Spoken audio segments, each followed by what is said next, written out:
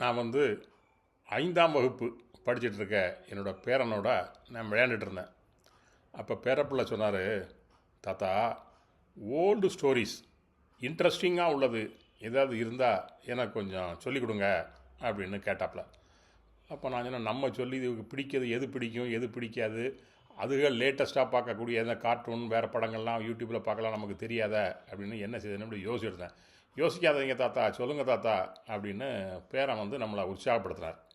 சரின்னு நான் சொல்லிட்டு, அந்த காலத்தில் சிவாஜி கணேசன் அப்படின்னு ஒரு நடிகர் இருந்தார். அவருக்கு நடிகர் திலகம்னு பேர், உலக அளவில் ஒரு பெரிய சிறந்த நடிகர் அப்படின்னு சொல்லியிருந்தேன். இதெல்லாம் இந்த ஸ்டாட்டிஸ்டிக்ஸ்லாம் சொல்லாதீங்க தாத்தா, வேறு ஏதாவது சொல்லுங்கள் அப்படின்னு சொன்னாப்புல.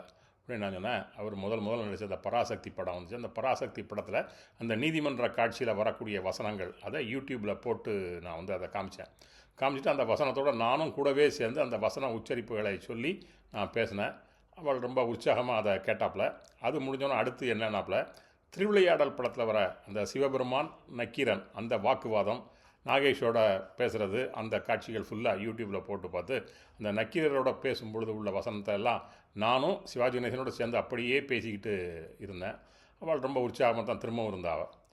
அடுத்தால ராமன் எத்தனை ராமன் படத்தில் அந்த வீர சிவாஜி அப்படின்னு அறிஞர் அண்ணா எழுதிய அந்த காட்சியில் உள்ள அந்த வசனங்கள் அது வந்தது. சிவாஜி நான் தாழ்ந்த ஜாதியாம், நான் முடி சுட்டி கொள்ளக்கூடாதாம் அப்படிலாம் சொல்லி வந்ததில்ல, அதையும் யூடியூப்பில் போட்டு காமிச்சு அதை காட்டி முடிஞ்சோன்னா நானே அந்த வசனத்தை திரும்ப பேசி காண்பித்தேன்.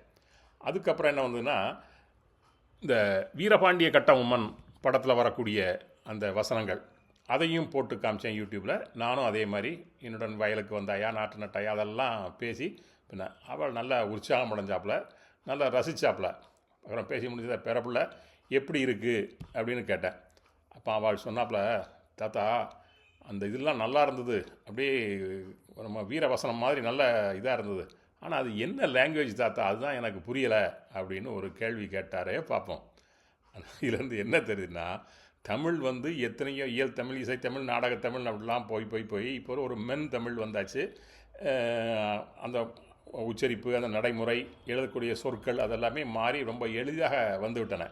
அவ்வளவு மாற்றங்கள் கண்டாலும் பழையவற்றை நாம் தான் நினைத்து அசை போட்டு கொள்ள வேண்டுமே தவிர மற்றவர்களிடம் அதை திணிக்கக்கூடாது. அவர்கள் உலகமே வேறு, அவர்கள் படிக்கிறது தமிழும் அல்ல ஆங்கிலமும் அல்ல, தங்கிலீஷ் அப்படின்னு சொல்கிறாங்களா, தமிழும் ஆங்கிலமும் சேர்ந்து கலந்து வரக்கூடிய அந்த சொற்களைத்தான் அவர்கள் பயன்படுத்துகிறார்கள். இதை நாம் உணர்ந்து கொள்ள வேண்டும்.